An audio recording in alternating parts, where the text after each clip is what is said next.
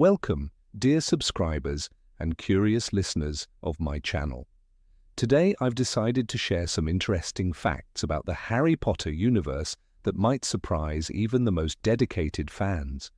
Without any unnecessary restrictions or specific directions, let's just enjoy these fascinating details. Enjoy watching. Number 1, a bad example. It's interesting how Harry Potter mirrors the path of his worst enemy, Voldemort. Both grew up without parents, fell in love with Hogwarts and considered it their real home. Both chose wands with feathers from the same phoenix. But the similarities don't stop there. In their school years, Harry, like Tom Riddle, gathered a group of followers. While Tom organized the Death Eaters, Potter created Dumbledore's army. Each member of the army received a charmed galleon that heated up at new summons. This mechanism resembles the function of the Dark Mark. Even Hermione admitted that she got the idea for the galleons by watching the Death Eaters. Quote, "You know what this reminds me of?" "No, what?" "The scars of the Death Eaters. Voldemort touches one and the scars burn on everyone. It's a signal that he's calling them." "Well, yeah," Hermione said quietly. "That's what got me thinking." Number 2, Americans among the Brits. J.K. Rowling originally insisted that only British and Irish actors be cast in the film adaptations of her books. However, despite this, there were a few Americans in the cast of the first Harry Potter film. For instance, Verna Troyer played Griphook, whose face was hidden under goblin makeup, and his voice was provided by Warwick Davis. And Eleanor Columbus, the daughter of director Chris Columbus, played Susan Bones. Number 3, Levicorpus. In Half-Blood Prince, Harry, and we first learn about the Levicorpus spell, which was probably invented by Severus Snape. However, surprisingly, in Order of the Phoenix, Luna uses this spell. In the game based on the 5th movie, Harry can also use it, though in the books he was supposed to learn about it only later. Number 4, I would trust Hagrid with my life. In the wizarding world, it's hard to find someone you can fully trust. Remember how a fugitive Death Eater spent an entire year hiding under someone else's identity at Hogwarts. However, there is one person you can trust 100%, Hagrid. Thanks to his giant blood, not only can he withstand magical curses, but he is also protected from spells that turn people into other beings. Quote, "Why don't you check me?" Hagrid puffed. "You're half giant," Lupin answered, "and Polyjuice Potion only works on humans." Harry Potter and the Deathly Hallows. Number 5, the Distracted Student. In Order of the Phoenix, we first meet Thestrals, mysterious creatures harnessed to carriages that bring students to Hogwarts. However, only those who have experienced the death of a loved one can see them. At the end of the film, one of the Patil sisters, trying to walk in front of the carriage, collides with an invisible barrier. That's a Thestral. Number 6, a corrupted symbol. The Deathly Hallows symbol became not only a cult icon among fans, but also associated with the dark wizard Grindelwald. This became known when Victor Krum noticed the symbol on Xenophilius Lovegood's chest and wanted to challenge him to a duel. At Bill and Fleur's wedding, he held back, but was sure the symbol carried dark meaning, as Grindelwald had once used it. Quote, "If he weren't Fleur's guest, I'd have challenged him to a duel over the disgusting symbol he carries on his chest." Victor Krum. Number 7, a reference to the Deathly Hallows. Albus Dumbledore, who also believed in the existence of the Deathly Hallows, eventually gathered them all. But even in Goblet of Fire, you can notice a figurine in his office that resembles this symbol. It could be a mere coincidence, but perhaps the directors and authors wanted to add this detail on purpose, hinting at future events. Number 8, the legend of the Platinum Frog. One of the most mysterious artifacts in the magical world is the platinum frog, a symbol of an ancient and powerful magical family. Originally, the frog was not just an object of beauty, but a gift from one of the old masters of magic who used it to heal the most complex ailments of wizards and magical creatures. The frog, later transformed into a talisman and amulet, was said to have the power to predict important events in the future. However, as the centuries passed, the owners of the platinum frog mysteriously disappeared, and the artifact was hidden away, lost to time.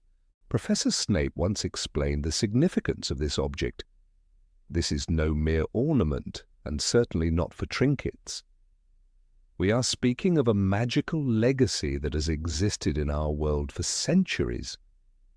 His words echoed in the room as Harry realized the immense history and power behind the simple yet enigmatic charm. The frog, with its ancient magic, was more than just a relic. It was a key to unlocking knowledge that could alter the course of magical history. The mystery of its disappearance only added to the allure of this long-forgotten artifact. Number 9. Magical paintings and hidden doors.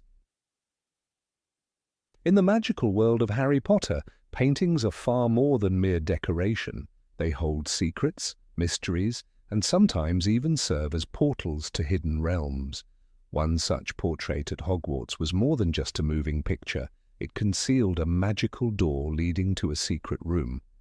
This room was said to house ancient magical books long lost to time. The painting itself wasn't simply an artwork, but a carefully crafted portal that hid its secrets from the untrained eye. It was a clever disguise, ensuring that only those with the knowledge could find the entrance to this hidden space. "That's not just a painting, Harry. It's a trap for wizards who want to hide their secrets from ordinary eyes," said Professor McGonagall when Harry first encountered one of these enchanted works of art. The idea of paintings being more than just enchanted images was fascinating. They were tools for those who wished to conceal their most prized possessions, guarded by layers of magic. In this case, the painting was not just a doorway, but a safeguard for the ancient knowledge that could change the course of wizarding history. Number 10. Draco Malfoy and his family tree. The Malfoy name, known for its aristocratic airs and dark leanings, was never what it seemed. Beneath the polished exterior, it was a pseudonym created by generations of ancestors who wished to hide their true magical heritage. In the early days, the Malfoys were powerful wizards, but they bore a different name, one tied to darker, more mysterious magics. Over time, they abandoned their original name, concealing it as they distanced themselves from the dangerous secrets of their bloodline.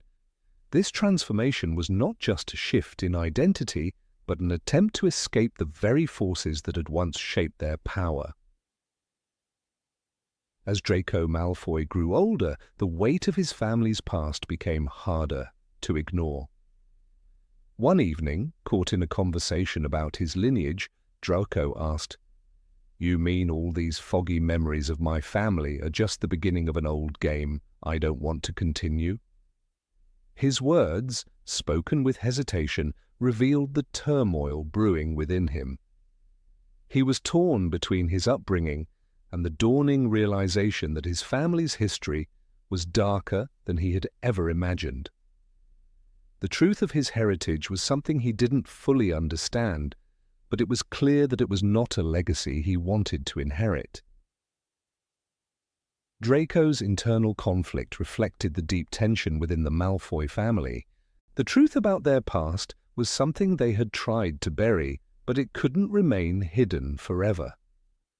It was a part of Draco's identity that he couldn't escape, no matter how hard he tried. The old game he referred to was a reference to the struggle between good and evil that had been passed down through generations. For Draco, this was no longer just about being a Malfoy. It was about choosing whether to continue down the dark path laid before him or to forge a new way, free from the shadows of his ancestors. Number 11. Myths about Dumbledore. Albus Dumbledore was widely believed to be the most powerful and all-knowing wizard of his time. His wisdom and foresight seemed limitless, and many assumed he could predict the fate of the wizarding world. However, beneath this image of the perfect mentor, Dumbledore carried dark secrets, ones that even his closest allies were unaware of. One of these secrets was an ancient amulet he had worn since his youth, a piece of jewelry that many believed was tied to dark magic. It was a powerful relic, and its true nature remained hidden from those who only saw Dumbledore as the benevolent headmaster. Harry, always seeking the truth, was both curious and alarmed when he first learned of the amulet's existence. An amulet? You mean it's more than just a decoration? He asked, trying to piece together the mystery. Dumbledore had always been an enigma, and this revelation about the amulet only deepened the questions surrounding his life. The more Harry learned, the more he realized that Dumbledore's immense power was not solely from his own skill. There were forces at play that went beyond Hogwarts and beyond what even Dumbledore could control. The amulet wasn't just a trinket from Dumbledore's past. It was a symbol of the deep, complex history he had been a part of, a history tied to darker forces and perhaps even to the dark wizard Grindelwald, with whom Dumbledore once shared a bond. The mystery of the amulet was a reminder that even the most revered figures in the wizarding world could have hidden motives, and that the line between light and dark magic was far more blurred than many wanted to admit. Harry's discovery of this truth about Dumbledore was a turning point, showing him that even the greatest of wizards carry shadows with them. Number 12. Ron and his ancestry. The Weasley family, seemingly humble and modest, hid more than just a reputation for kindness and bravery. Beneath the surface of their simple surname lay a lineage intertwined with some of the most powerful and ancient magical families in history. For generations, the Weasleys had quietly maintained their position in the wizarding world, their history obscured by time. It wasn't until Ron Weasley stumbled upon old, dusty documents in the Hogwarts library that the full weight of his family's past began to reveal itself. To everyone's surprise, the Weasley bloodline carried far more magical history than anyone had realized. As Ron sifted through the pages, he found references to his ancestors that tied them to some of the most famous wizards and witches from centuries past. There were mentions of powerful enchantments, magical alliances, and even forgotten secrets that had been lost to the ages. "You're kidding, right?" Ron asked, staring in disbelief at the documents. "So this is what my last name hides?" It was a moment of revelation that shocked Ron, and perhaps even more so, the readers who had long viewed the Weasleys as simply good-hearted, if somewhat poor, members of the magical community. The discovery came as a surprise to him, especially when compared to the wealth and power of families like the Malfoys or the Blacks. But it became clear that the Weasleys had always been more than they appeared. The magical influence of their ancestors ran deep, and Ron, of all people, was the one who would eventually uncover the secrets of his family's forgotten past. His shock wasn't just about his lineage, it was about understanding how little he knew about the very name he had always taken for granted. This revelation about the Weasley family adds a layer of depth to their story, showing that even the most unassuming families have powerful histories hidden beneath the surface. It was Ron, the youngest and often overlooked, who became the key to unlocking these ancient mysteries.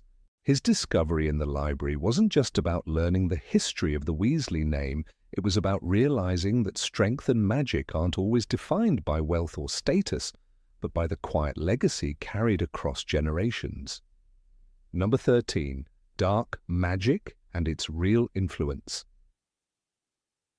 Dark magic isn't just a tool for evil, it's a deeply ingrained part of the wizarding world, long before Voldemort ever rose to power. Spells like Avada Kedavra and Imperius were not created for simple combat. They were used for manipulation, control, and even personal gain. Wizards who delved into these arts often found themselves bending the world to their will, whether through fear, coercion, or outright destruction. But dark magic isn't something you just pick up. It requires sacrifice, and its effects are permanent. Severus Snape, a master of the dark arts, understood this better than anyone. "I assure you, in dark magic nothing happens by accident," he told Harry, with a chilling calmness. "Every ritual demands its price." It wasn't just about casting a spell, it was about the cost of wielding that power. The magic would always demand something in return, whether it was a piece of your soul, a life, or something even more precious. Snape's own life was a testament to that sacrifice, and it was clear that he had paid heavily for his mastery over such forces. One of the most horrifying examples of dark magic's influence was the use of the Imperius curse. It wasn't just a spell for battle. It was a way to control people, to force them to commit acts they wouldn't normally consider. For many, it was the ultimate tool of dominance, as powerful wizards could bend others to their will, enslaving them without their consent. The curse was a permanent reminder that dark magic wasn't only about destruction, it was about the power to control life itself. And then, of course, there was Avada Kedavra, the killing curse. No other spell was as final, as merciless. It wasn't just a weapon, it was a way to eliminate anyone standing in your way, to wipe someone from existence without remorse. It was an unforgivable curse, but it was more than that. It was a statement, a declaration of power over life and death. Dark magic, as Snape wisely pointed out, came with consequences, and the more you used it, the more of your soul you lost. Number 14, a gift from Fleur Delacour. Fleur Delacour was known for her beauty and skill, but few knew about the magical gift she carried. A gift passed down by her mother, one of the most powerful witches of her time. It wasn't just her stunning looks that made Fleur stand out. Her abilities were extraordinary. She had inherited the power of prophecy, a rare and dangerous magic that allowed her to glimpse the future. But Fleur wasn't one to use her gift lightly. In the few instances when she did, it was always with caution and fear. To know the future meant bearing a heavy burden. The knowledge could be as much a curse as a blessing. In the Triwizard Tournament, Fleur's talents were tested, and her calm, poised demeanor often hid the weight she carried. When she spoke of her gift, there was an unspoken tension in her voice. "My mother always said that the gift of prophecy could be both a blessing and a curse," she once confided in Harry, her expression serious. "I fear I would know too much." Fleur's cautious nature came from a place of wisdom. Her mother had warned her that such power came with consequences. To foresee the future was to walk a fine line between what one could change and what was inevitable. The lines of fate were delicate, and knowing too much about them could drive a person mad or worse, cause them to lose control over their own choices. It's a moment of vulnerability, shared quietly by Fleur, but it sheds light on why she often kept her distance from others. The pressure of her gift, the burden of knowing, was not something most people could understand. As the tournament progressed, Fleur's strength wasn't just in her magical abilities, but in her restraint, using her foresight only when absolutely necessary, knowing how much it could cost her. Number 15, the Ice of Durmstrang. In the northernmost corners of Europe, beyond the endless mountains and endless ice, lies a school known to few but whispered about in the magical world. Durmstrang Institute, shrouded in secrecy and infamous for its strict discipline and focus on the dark arts and martial magic, is far more than a place for magical education. It is a sanctuary of ancient knowledge, hidden beneath layers of ice and time. Within the depths of its frozen caverns rests a mystery so profound, even its most senior students have no knowledge of its true nature. It is a secret tied to the very essence of Durmstrang's foundation, a powerful magical artifact known as Lidinka, an enigmatic creature with the power to control the very elements.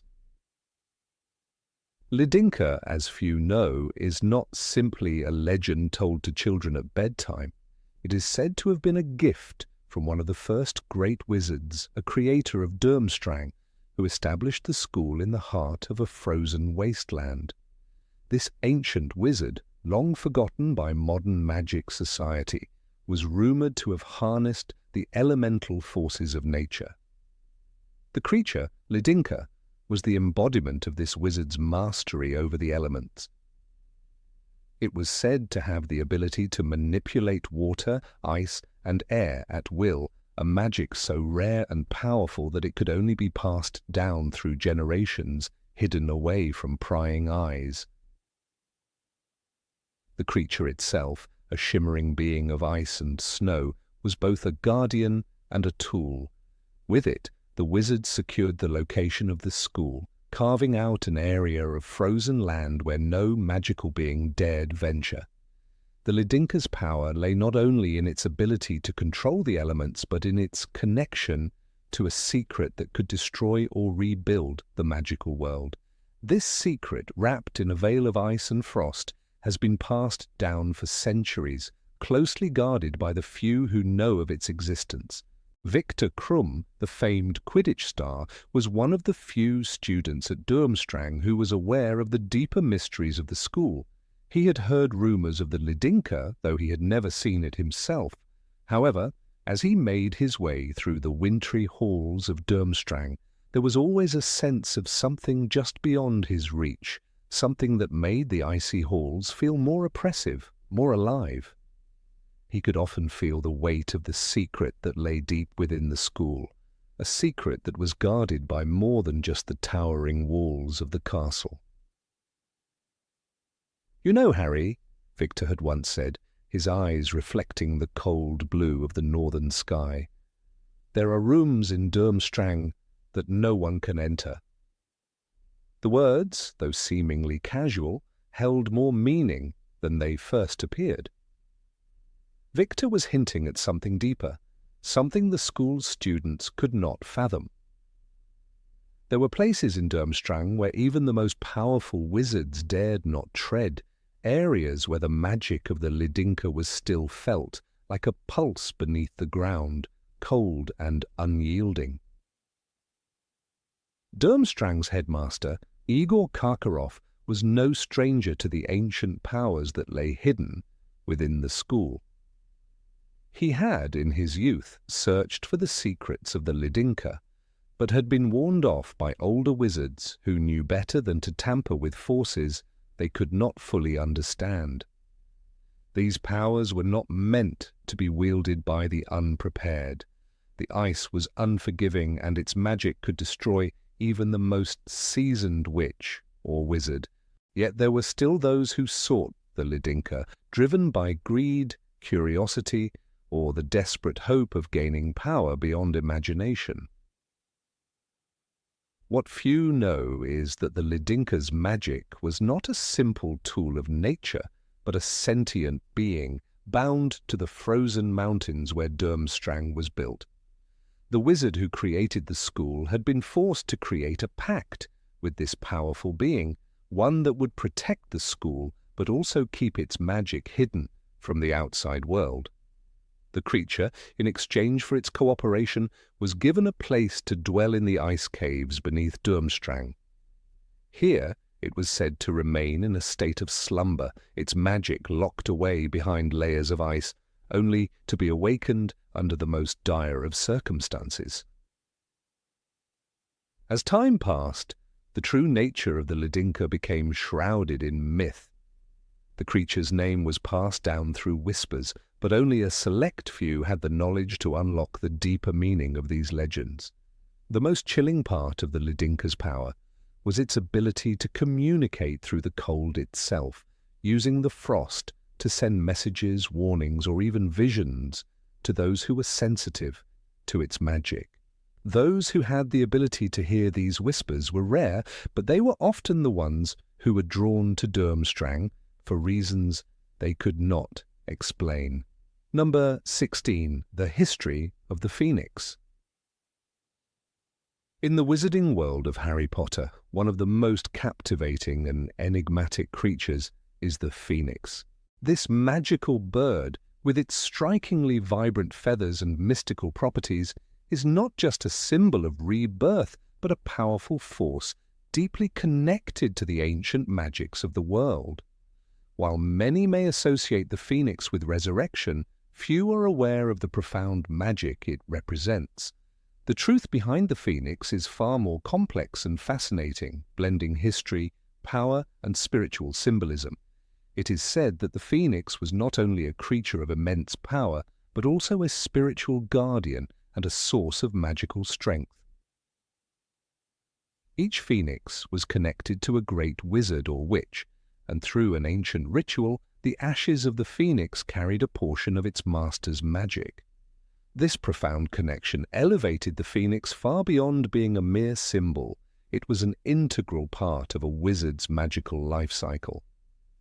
The Phoenix's power was not just contained within its fiery rebirth, it was a source of healing, a creature whose ashes could mend wounds and cure ailments that seemed impossible to heal. In the wizarding world, these ashes were coveted not only for their healing properties, but because they embodied an ancient magic capable of mending the deepest and most magical of wounds. Albus Dumbledore, a man whose knowledge of magic surpassed that of almost anyone, knew the true potential of the Phoenix. When Harry Potter found himself gravely injured, Dumbledore's words were clear. Phoenixes are not just symbols, they are sources of power. Their ashes can heal any wound. This was not an exaggeration. The healing properties of a phoenix's ashes were a rare gift, something so potent that even the most experienced healers would struggle to replicate. The ashes could revive a person, mend broken hearts, and provide a comfort that no potion could. The most prominent phoenix in the Harry Potter universe is Fawkes, Dumbledore's faithful companion. Fawkes is not just a pet or a mere creature, he is a partner to Dumbledore, a creature bound by loyalty and magic to one of the most powerful wizards of all time. It is no coincidence that Fawkes appeared at critical moments in Dumbledore's life, providing him with the help he needed in times of dire need. In the Chamber of Secrets, Fawkes comes to Harry's rescue, delivering the sorting hat which provides Harry with Godric Gryffindor's sword to slay the basilisk. The Phoenix's tears, too, hold healing powers, as Harry discovers when Fawkes' tears heal his deadly basilisk venom. The Phoenix's involvement in Harry's life symbolizes not only the presence of immense magical power, but also the protection and guidance provided by forces beyond the physical realm. Fawkes, however, is not just a source of power. His role extends far deeper into the philosophy of magic itself. He is a reminder of the cycle of life, death, and rebirth, reflecting a magical and spiritual cycle that connects all wizards to the eternal forces of magic. When Fawkes dies, as all phoenixes must, he is reborn from the ashes, a vivid representation of the continuous cycle of magic. This cycle was something that wizards, particularly those as powerful as Dumbledore, understood intimately. The Phoenix's rebirth mirrors the idea of renewal and rejuvenation in the magical world. Just as the Phoenix rises again, so too does magic renew itself in the hands of those who understand its deep, ancient roots. But the Phoenix's role is not just symbolic of life and death. Its connection to a powerful wizard or witch signifies a relationship that transcends the physical. Each phoenix shares its power with its master, passing along strength, wisdom, and protection. This relationship speaks to the nature of true power in the wizarding world. It is not about dominating others, but about the shared strength and growth between beings, magical or human. This connection was clearly seen in the bond between Dumbledore and Fawkes. As Dumbledore's power waned in his later years, particularly as he was battling the curse placed on him by Marvolo Gaunt's ring, Fawkes's presence became even more vital. In the end, when Dumbledore passed away, it was not just his magic that was lost, but the connection he shared with Fawkes, a bond that lasted for many years and which was central to his personal strength. The Phoenix's rebirth is not just an isolated event, but an act that connects all who understand its true nature. Fawkes was not only Dumbledore's companion, but the embodiment of the eternal cycle of magic. Each time Fawkes rose from his ashes, it reminded those who witnessed it that there is always a way forward, even after the darkest of times. Harry Potter, in his youth, learned this lesson time and again. Through the trials he faced, from the first battle with Lord Voldemort to the destruction of the Horcruxes, Harry's understanding of death and rebirth was always shaped by the Phoenix. Each time he faced loss, he remembered the Phoenix, knowing that even in death, there is always the potential for new beginnings. Number 17. The magic of the Potter Star. The iconic scar on Harry Potter's forehead is one of the most recognizable symbols in the wizarding world. For many, it's simply a sign of his connection to the dark wizard Voldemort, marking the moment when his parents died and he became the boy who lived. However, what most people don't know is that this lightning-shaped scar is far more than just a physical mark. It is, in fact, an ancient magical symbol, one that has protected Harry throughout his life, connecting him to forces far older and more powerful than even he could comprehend. This mysterious symbol, often referred to as the Star of Potter, was not created by accident or merely left behind by the curse cast by Voldemort. In fact, it is believed that the symbol itself has deep magical roots dating back to ancient times, crafted by wizards long before Voldemort's reign. The Star of Potter is not just a random mark, it is a relic of powerful ancient magic, designed to shield its bearer from the darkest of sorceries. The scar, in this sense, becomes a symbol of protection, a magical shield that has served Harry since the very moment he survived Voldemort's fatal curse. What makes this scar particularly intriguing is the way it intertwines with Harry's destiny. The magical forces that forged the scar did not just act as a shield against Voldemort's curse, they also intertwined with Harry's life in ways that defied logic and understanding. It is said that this symbol has the power to influence Harry's fate, shaping the events of his life in ways that go beyond mere coincidence. The scar, with all its mystical properties, acts as a channel for ancient powers that have watched over Harry from the moment he was born. These forces, although often unseen, guide his decisions, influence his actions, and even determine his encounters with other wizards and magical beings. One of the most significant aspects of the Star of Potter is its connection to prophecy. The scar is directly linked to the prediction made by Sybil Trelawney, the divination professor at Hogwarts. In her prophecy, she foretold that the one with the power to defeat the Dark Lord would be born to parents who had thrice defied him.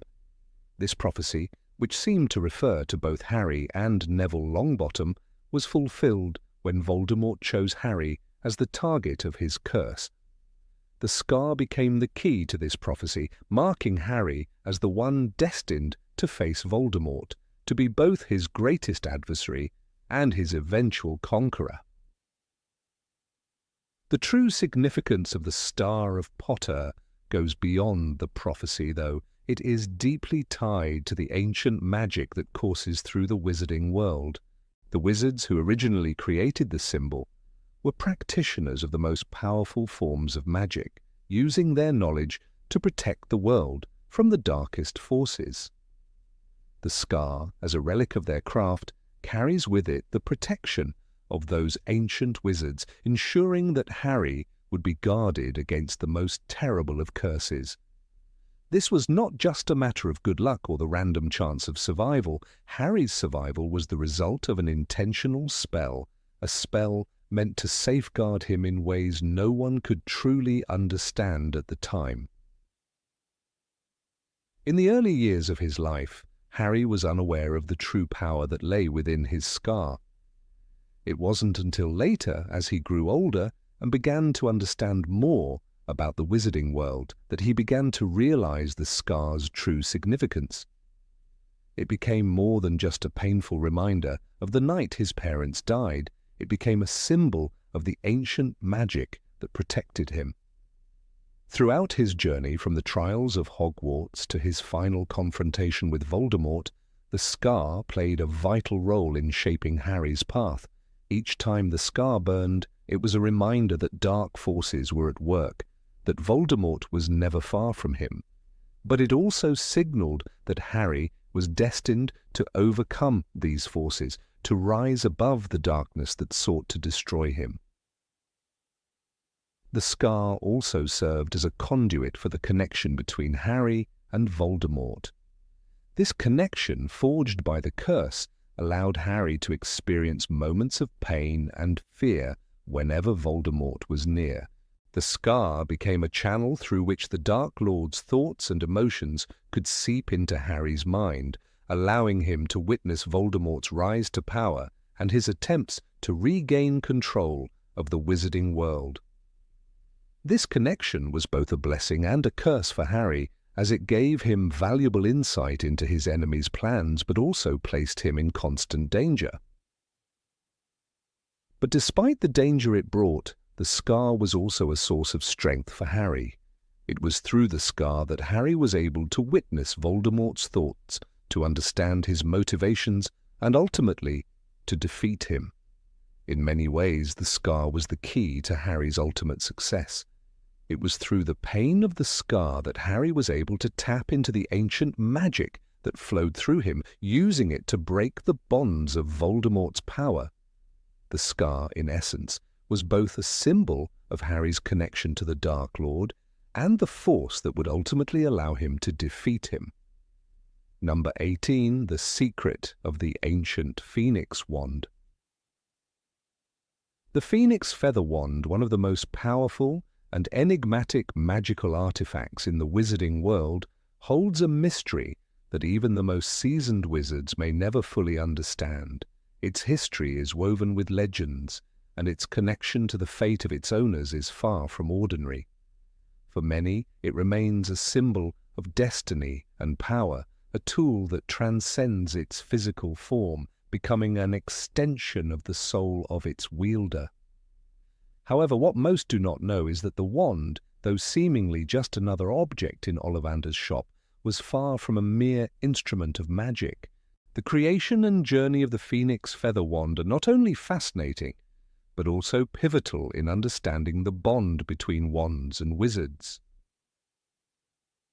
The origins of the Phoenix Feather Wand trace back to a powerful wizard who understood the deep magic of the world. This ancient wizard was said to have used the blood of a phoenix, a mythical creature symbolizing rebirth and immortality, to craft a wand with unprecedented power. The phoenix, a creature that rises from its own ashes, gave the wand its essence of both life and death, weaving into its very fibers the magic of resurrection and eternal connection. While we know this particular wand came to Ollivander's shop eventually, the full tale of how it made its way to him is part of the deeper mysteries of the magical world. The true magic of the Phoenix Feather Wand is its ability to choose its master, a trait shared with all great wands, but its power is unique in that it can only pass its magic to someone who proves themselves worthy.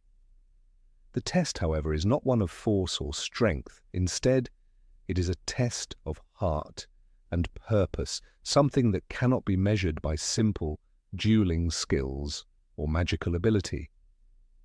The wand's affinity with its true master is intrinsic, an unspoken bond formed when the right person grasps it. And the right person is not just the one with the greatest magic, but with the right intentions, courage, and destiny. The tale of how Harry Potter came into possession of this remarkable wand begins with an incredible twist of fate.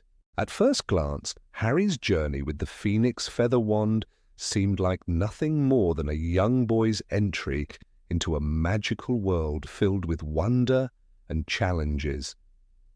He had no idea that the wand, which had once belonged to Tom Riddle, would eventually become his own. The fact that this wand, with its direct connection to both Voldemort and Harry, is the same one that chooses Harry as its true owner speaks volumes about the intertwined fates of these two characters. It is as if the wand itself had been biding its time for the right moment, waiting for the one who would be worthy to wield it. In the quiet of Ollivander's shop, the moment when Harry first held the Phoenix Feather Wand was one of remarkable significance, though neither he nor Ollivander understood its full implications at the time. "The wand chooses the wizard, Mr. Potter," Ollivander had said, his voice soft but heavy with meaning. What Harry did not know then was how much that single statement would shape his life. The wand, with its extraordinary origins, was not merely a tool for casting spells, it was a companion, one whose allegiance was forever tied to the one who held it. One of the more interesting aspects of the Phoenix Feather Wand's history is its unique connection to the Phoenix, and in particular, Fawkes, Dumbledore's faithful companion. It is no accident that Harry's wand shares its core with Fawkes's feathers. The Phoenix itself, a creature of immortality and rebirth, embodies the very essence of Harry's own journey. Like the Phoenix, Harry must endure death, loss, and suffering, only to rise again, stronger and more determined.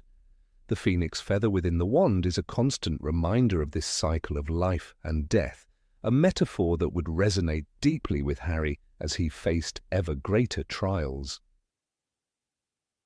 The wand's true power is perhaps best seen in the way it reacted during Harry's battles. Unlike other wands which simply channel the magic of their owners, the Phoenix Feather Wand seems to have a mind of its own. This is most evident when it is involved in the duel between Harry and Voldemort in the Ministry of Magic. The priori incantatum effect, where the two wands lock together in an unbreakable bond, is an event that only happens when two wands with the same core are forced to face one another. In this moment, the wands themselves seem to recognize their shared history, as both Harry and Voldemort's wands are connected by Fawkes's feathers. It is not just their magic that is at war, but their fates, intertwined by a force greater than either of them. The connection between the wand and Harry is something that grows over time, becoming clearer as he matures in his magical abilities. The Phoenix Feather Wand, much like Harry, has an innate sense of loyalty. When Harry's wand is stolen by Draco Malfoy in the 6th book, it is an unsettling event showing how deeply the wand and its owner are connected. Even though Harry had yet to fully understand the bond with the wand, the theft was a reminder of how much he had come to rely on it. The wand, which had served him through countless battles, was no longer merely a tool. It was part of him just as much as his own soul. The wand's ultimate power was demonstrated when it defended Harry from Voldemort's killing curse in the graveyard during the Triwizard Tournament. This event was a turning point, showcasing the full potential of the Phoenix Feather Wand. As Voldemort's curse collided with Harry's, the two wands produced the magical connection that would allow the spirits of those Voldemort had killed to manifest. This moment of extraordinary power, born from the wand's shared core, was not just a coincidence, it was the fulfillment of the ancient magic embedded within both wands. Harry's survival was not merely the result of luck or circumstance, it was the will of the wand, recognizing its true owner and protecting him from death itself. In many ways, the Phoenix Feather Wand is more than a weapon or tool. It is a manifestation of Harry's resilience. Over time, the wand becomes symbolic of his strength and determination, a reflection of his ability to overcome impossible odds. Each time Harry faces a new trial, the wand proves to be a loyal ally, never wavering, always faithful. It does not simply serve its master, it amplifies his courage, making him more than he could ever be alone. Its magic is not just a tool for fighting, but a reminder of the heart of its wielder. The Phoenix Feather Wand also represents the duality of power. Its connection to both Voldemort and Harry highlights how power can be corrupted or redeemed, depending on the heart of the person who wields it. Voldemort's use of the wand reflects his desire for dominance and control, while Harry's use of it demonstrates his selflessness and willingness to sacrifice for the greater good. This duality is perhaps the most significant aspect of the wand's legacy. Its power can be both destructive and protective, depending on the intentions of its user. At the end of the series, after the final battle between Harry and Voldemort, the Phoenix Feather Wand is left behind. Though Harry could have kept it as a trophy, a symbol of his victory, he chooses instead to return it to the shop of Ollivander, where it had been crafted long ago. This final act speaks to the true nature of the wand's magic. It was never meant to be a symbol of conquest, but a tool for protecting those he loved and for ensuring that the world would be safe from the darkness that had once threatened to destroy it. The Phoenix Feather Wand, then, is not merely an artifact in the story of Harry Potter. It is a character in its own right, playing a central role in the tale of destiny, courage, and sacrifice. From its creation by an ancient wizard to its final moments with Harry, the wand's journey mirrors that of its owner, carrying the weight of history, magic, and the eternal battle between light and dark. It is, in every sense, a living, breathing part of the world, J.K. Rowling has created a symbol of the power that lies not just in magic, but in the choices we make and the hearts we carry with us. Number 19, Forgotten Spells of Voldemort. Voldemort, the Dark Lord, was not only a master of dark magic, but also a cunning sorcerer who delved into spells and rituals that few, if any, dared to study. He wasn't just the leader of the Death Eaters.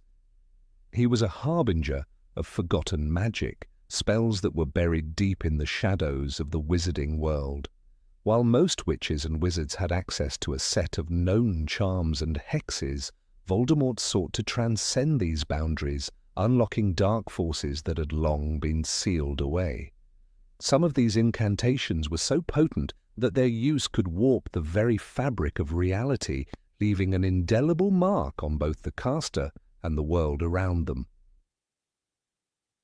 One of the most terrifying of these forgotten spells was never spoken of outside the dark circles that Voldemort frequented. Only his most trusted followers like Lucius Malfoy were privy to its existence. It was said that these spells were so malignant and invasive that using them could cost the caster part of their own soul. The spell had the power to tear at the very essence of a wizard's identity, leaving them mentally broken, a mere shell of who they once were. This particular curse, like many of Voldemort's creations, was hidden in the deepest, most concealed parts of the Dark Lord's fortress of power, the Forbidden Forest.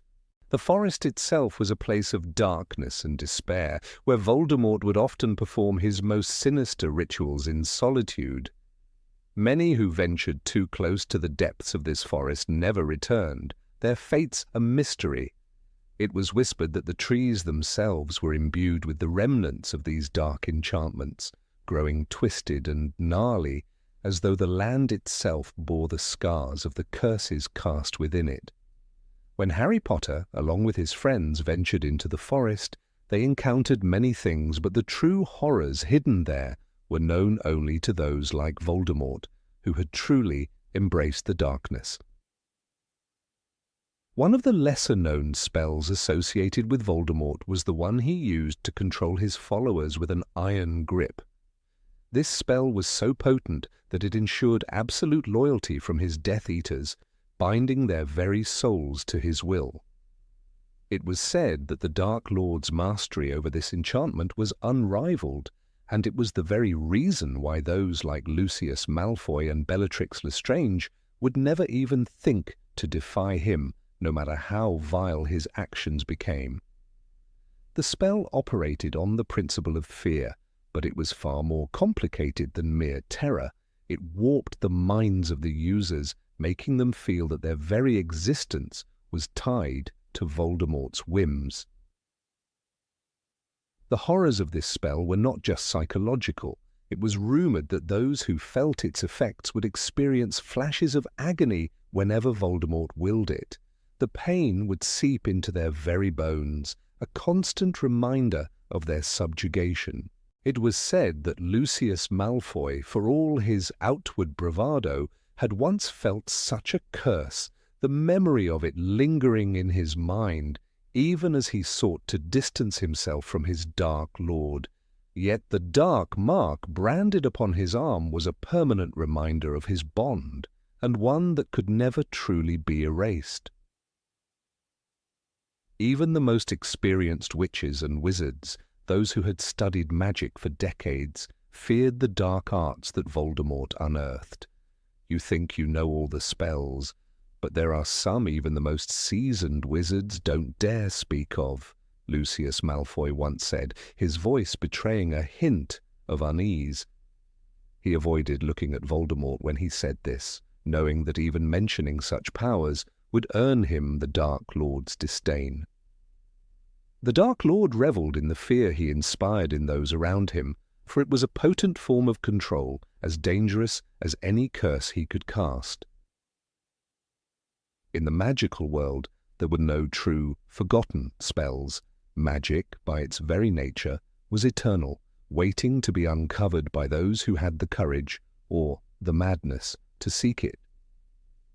However, Voldemort's magic was different. His spells were not just ancient, they were forgotten for a reason. The wizards of old had chosen to abandon them, knowing that such forces should never be unleashed again. These were not simple curses or jinxes, they were incantations so vile that their mere presence was enough to make even the bravest shiver in dread. The most infamous of these forgotten spells, of course, was the killing curse, the one Voldemort had used to murder Harry's parents. But that curse, as devastating as it was, had its roots in magic that many had used before. The real terror lay in the deeper, darker incantations, those that twisted reality itself. These were the ones Voldemort kept hidden, never revealing them even to his most loyal servants. In some ways they represented his deepest desires, not just to dominate the wizarding world, but to reshape it entirely in his image. There were rumors that these spells had once been part of an ancient magical order, long since forgotten, whose followers believed in the power of the individual over the collective. They were not interested in creating peace or harmony. They sought to bend reality to their will, to become masters over life and death itself. Voldemort's obsession with immortality was no mere vanity. It was a desire to control time itself, to erase the very concept of mortality. And in his search for these forgotten incantations, he was willing to sacrifice everything, his humanity, his soul, and even his sanity. As Voldemort's power grew, so too did the whispers surrounding his use of these forbidden spells. They were not merely theoretical ideas, they had real-world effects, and the consequences of using them were devastating. Harry's final confrontation with Voldemort revealed just how far the Dark Lord had fallen into madness. In his pursuit of power, he had torn apart not only his body but also his mind. He had become a hollow shell of what he once was, a being consumed by his own hunger for control. Even after Voldemort's death, the scars he left on the magical world remained. The traces of his dark magic lingered in the very air, reminding everyone who had experienced his wrath of the power he had once wielded. The forgotten spells, though lost to time, had been a testament to the dangers of unchecked ambition and the cost of playing with forces that were never meant to be understood. Voldemort's legacy, though buried in the grave, lived on in the whispered warnings of those who had survived his reign. They knew that no matter how much time passed, the shadows of his influence would always be present, lurking just out of sight, waiting for the next dark soul to uncover the power that had once nearly destroyed them all. In the end, it was not the spells themselves that held the most danger.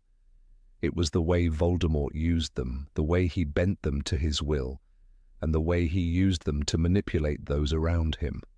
The true power of these forgotten spells lay not in their destructive potential, but in their ability to control and reshape reality itself.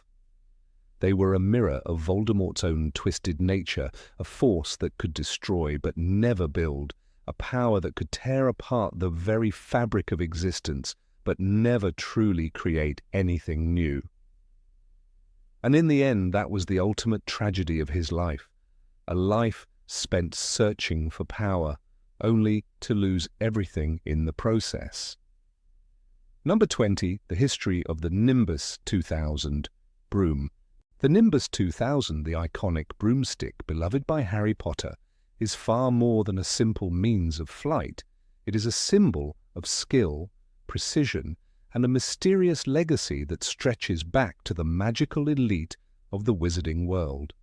Crafted by the Nimbus Racing Broom Company, this broomstick was not only a marvel of speed and design, but also the product of a covert and highly competitive rivalry among some of the most influential magical families in history.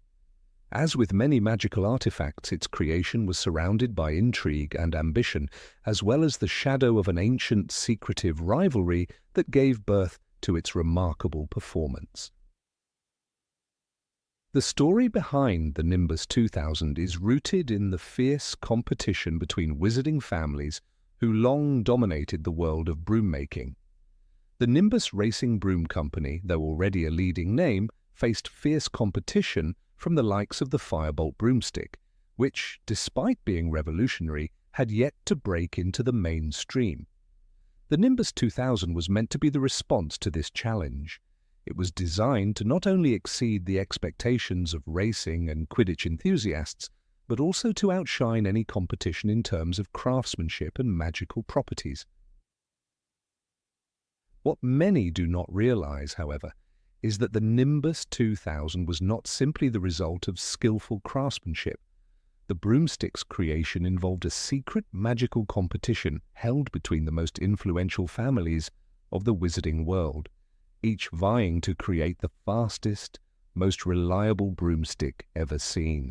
The Nimbus 2000 was born out of this competitive spirit, and, like many magical artifacts, it was imbued with a powerful, albeit risky, enchantment.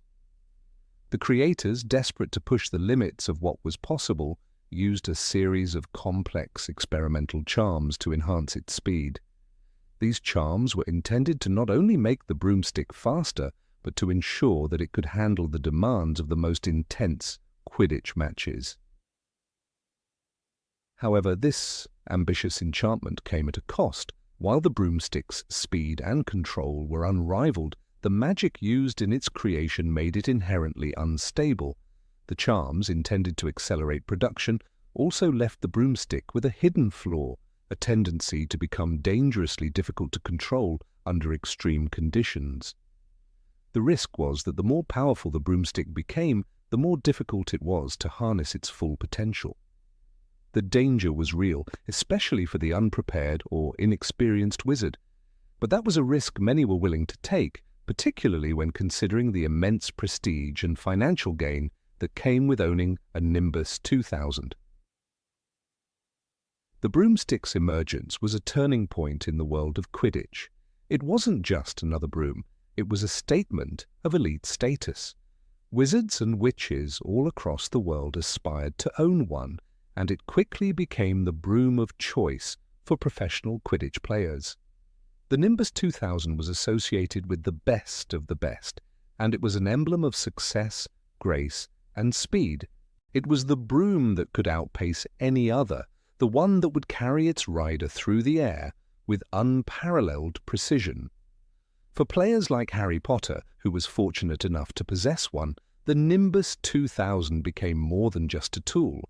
It was a symbol of their skill and place within the Quidditch world. However, as with all things in the magical world, there was a constant push for improvement. The Nimbus 2000 was soon to be overshadowed by an even more extraordinary creation, the Nimbus 2001. The Nimbus 2001 was faster, lighter, and more durable than its predecessor, leaving the Nimbus 2000 to become a relic of the past. While the Nimbus 2000 had once reigned supreme, the rise of the Nimbus 2001 marked the beginning of a new era in broomstick technology.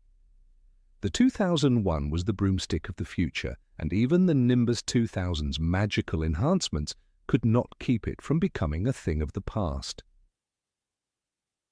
For Harry Potter, the Nimbus 2000 represented both a gift and a challenge.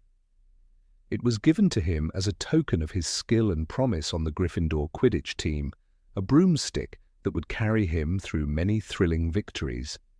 The broom's speed was an advantage he quickly learned to master, and for a time it was the only broom he ever needed.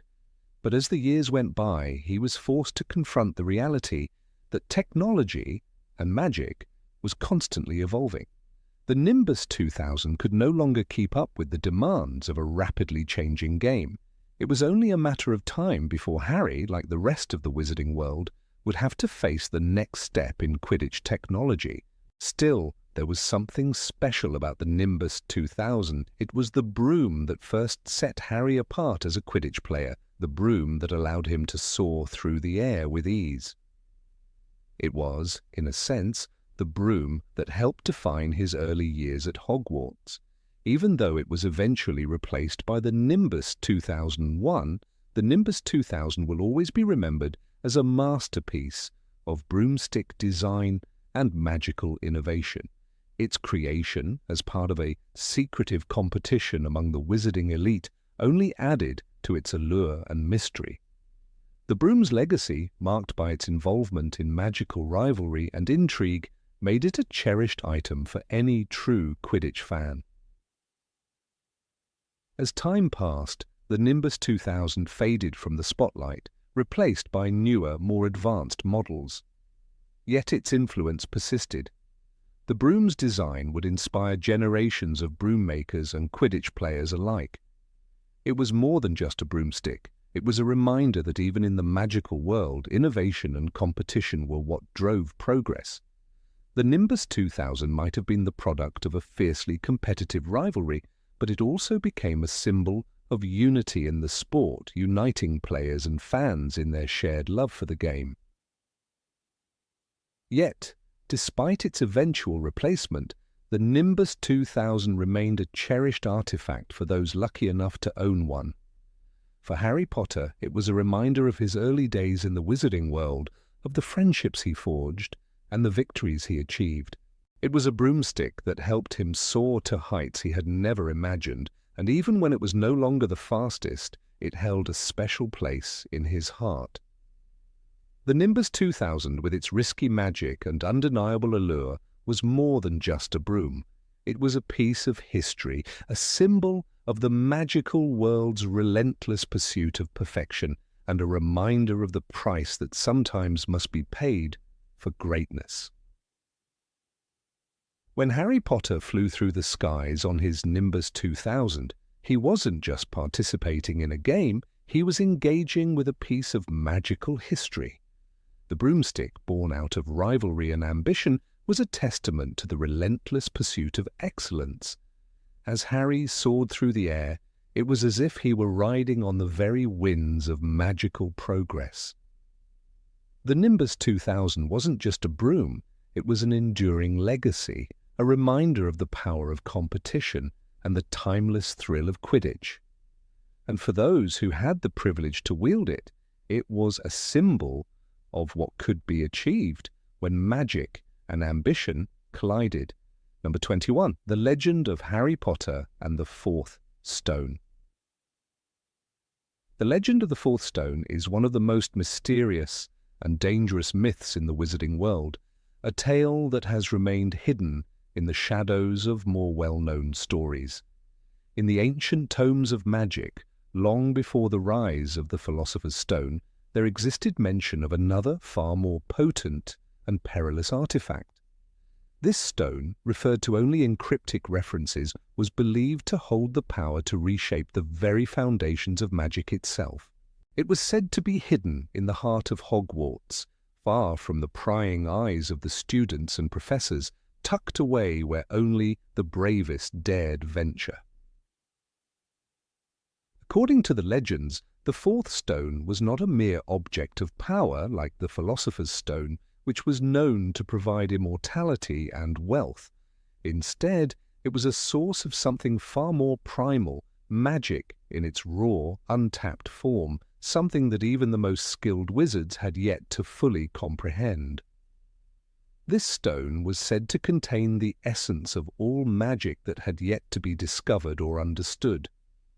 Those who sought it were warned of its overwhelming danger, as its power could drive even the wisest to madness, and in the wrong hands it could undo the very balance of magic itself. The story of how Harry Potter became involved in the search for this fabled artifact began in the most unexpected of places, Hogwarts School of Witchcraft and Wizardry. As a young boy, Harry had never heard of the Fourth Stone. His life, up until that point, had been a whirlwind of adventures, from discovering the truth about his parents' deaths to facing off against the dark wizard, Lord Voldemort. But Harry's true connection to the Fourth Stone would come to light in a much darker way than he could ever have anticipated. It was during his fourth year at Hogwarts, when the Triwizard Tournament was in full swing, that Harry stumbled upon the first clue to the existence of the Fourth Stone. The Triwizard Tournament, a magical contest held between three of the most prestigious wizarding schools, had always been a point of fascination for Harry. But this year the competition took a strange turn, and it wasn't the tasks or challenges that captured Harry's attention, it was something far more subtle. He began to hear whispers, cryptic messages that seemed to float through the air in the dead of night, as if the very walls of Hogwarts held ancient secrets that had been waiting for the right person to uncover them. One evening, while walking through the castle, Harry stumbled upon an old, forgotten part of the school, a passage that seemed to lead nowhere. As he ventured deeper, the atmosphere grew colder, the shadows darker.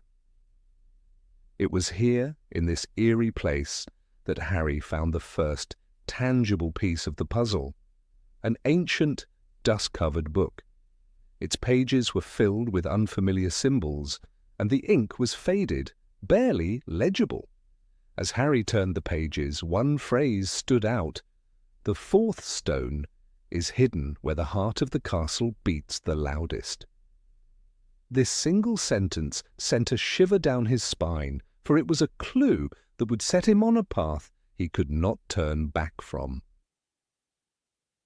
The Fourth Stone, as the legend went, was hidden at the very centre of Hogwarts, buried deep beneath the castle where few could venture.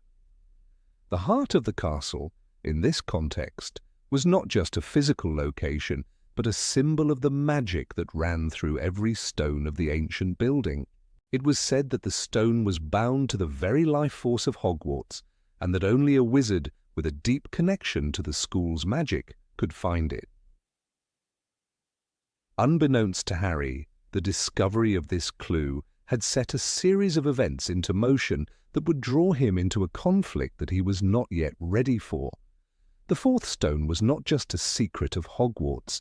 It was a secret that many powerful wizards, both good and evil, had sought to uncover throughout history. The stone's power was so great that even the most feared dark wizards of the past had been driven to madness in their pursuit of it. One such wizard was Salazar Slytherin, one of the founders of Hogwarts, who had believed that the stone held the key to mastering magic in ways no wizard had ever dreamed.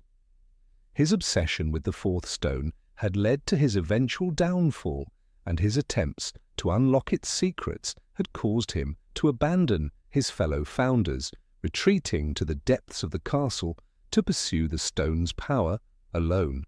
Many believed that Slytherin's madness was a result of his attempts to control the fourth stone, and that his eventual disappearance was tied to the stone's corrupting influence. The fourth stone had remained hidden for centuries, with only the most knowledgeable wizards knowing of its existence. Even Albus Dumbledore, the greatest wizard of his time, had heard whispers of the stone, but had never sought it out. He had known the danger it posed, and had instead focused on other matters, such as his search for the Elder Wand and his work to defeat Voldemort. But Dumbledore had not forgotten the fourth stone, and he had always kept a close eye on the magic surrounding it, knowing that one day it might once again come to the surface. Harry's involvement with the fourth stone was not by chance. He had been chosen by the magic of Hogwarts itself, the castle that had long protected the stone from the forces that sought to control it. As Harry delved deeper into the mystery, he realized that the stone was not just an object of power. It was a symbol of something far more significant, something that had the potential to reshape the future of magic. The stone was the key to understanding the magic that had been lost to time, the magic that had once been wielded by the ancient wizards of old. But the stone was not without its dangers. As Harry began to understand the true nature of the fourth stone, he realized that it could not be controlled by any one person. Its power was too great, too unpredictable. The legends had not been wrong when they warned of its corrupting influence. Those who sought it out were often driven by greed or a thirst for power, and they were consumed by the very magic they sought to control. The stone, it seemed, had a will of its own. One night, as Harry stood before the entrance to the hidden chamber where the fourth stone was kept, he was confronted by Dumbledore, who had come to warn him. The headmaster's face was grave, his eyes dark with concern. "In it there is not only power, Harry," he said softly, his voice filled with the weight of 1,000 unspoken truths. "In it there is the magic we do not yet understand." It was a warning, but also a reminder of the greater responsibility Harry held and the choices he would have to make in the coming days. Harry, still unsure of what to do, was torn between his desire to uncover the secrets of the stone and his fear of the consequences. He knew that he could not ignore the call of magic, but he also knew that the stone was more than he could handle. The fourth stone was not just a relic of the past, it was a reminder of the fragility of power and the consequences that came with wielding it. The legends of the fourth stone tell us that it is not just a magical object, but a test, one that challenges the very core of a wizard's character. It asks the question, what are you willing to sacrifice for power? And it is a question that Harry Potter and all those who came after him would have to answer. The fourth stone was more than a piece of history. It was a mirror reflecting the choices that define us and the consequences of those choices. Number 22. The Malfoy Family Curse. The Malfoy family, known for their wealth and influence, carries a dark and mysterious history, one that goes beyond their status in the wizarding world. At first glance, the Malfoys appear to be the epitome of aristocratic purity, living in their grand estates, speaking of ancient bloodlines and flaunting their connections with the most influential wizards. Yet beneath this exterior lies a curse, a dark legacy that has haunted them for generations. This is a story of a family bound not only by blood, but also by the malevolent grip of an ancient and powerful curse that has shaped the fate of every Malfoy who ever lived.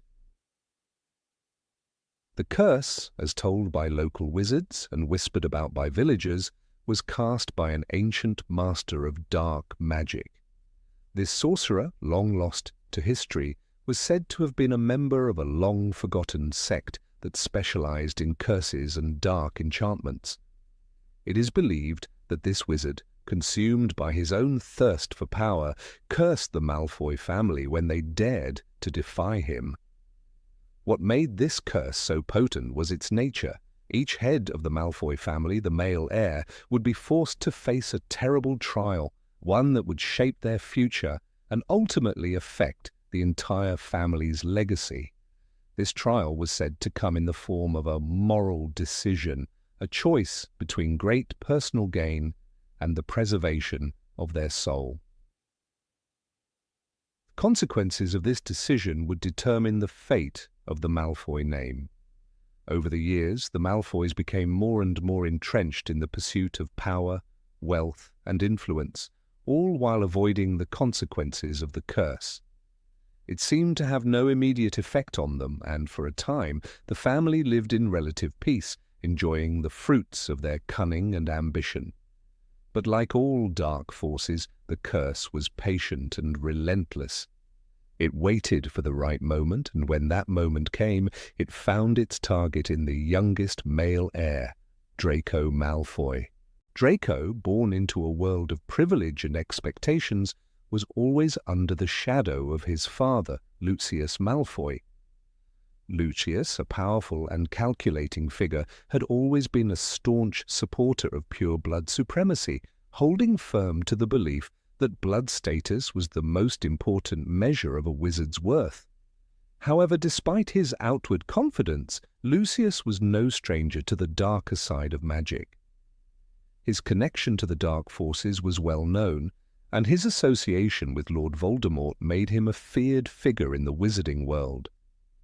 Yet Lucius, despite his power, knew that the curse would eventually find him.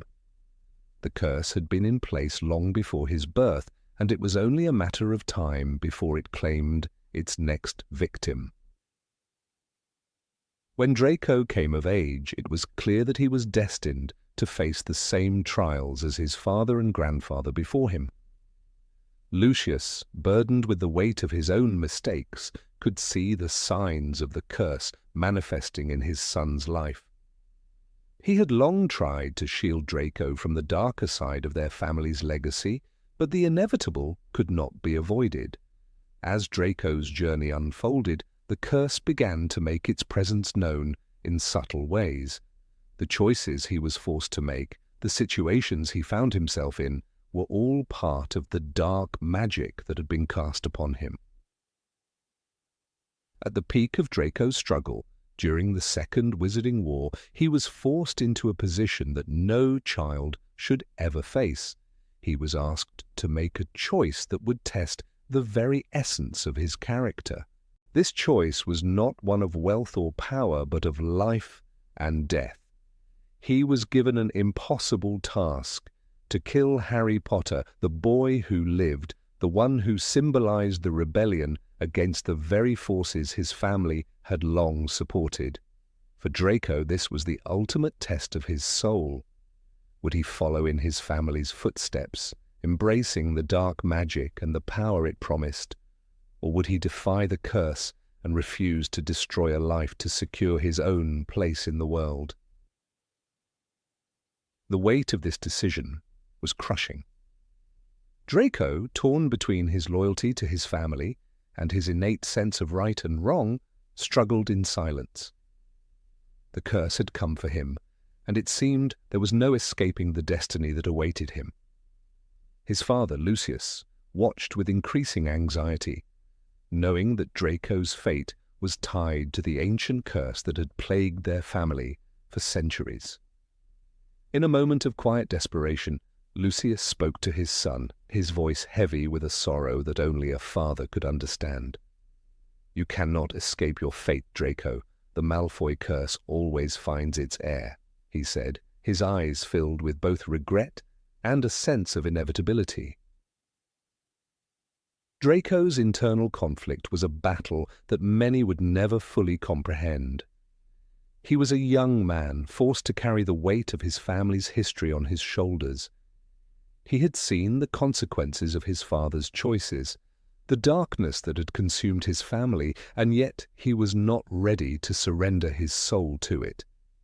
His struggle was not just one of survival, but one of redemption. Could he break free from the curse that had bound his family for centuries? Could he be the one to free the Malfoy name from its dark legacy? The trial came to a head when Draco was given the task to kill Dumbledore. It was a pivotal moment, not just for Draco, but for the entire wizarding world. The young Malfoy was caught between the dangerous world of his family and the possibility of a different path, one that could lead to freedom from the curse that had held his family in its grip for so long. As the fateful night arrived, Draco found himself standing in the very place where his destiny would be sealed. The decision was no longer his alone, and the curse had come to claim him.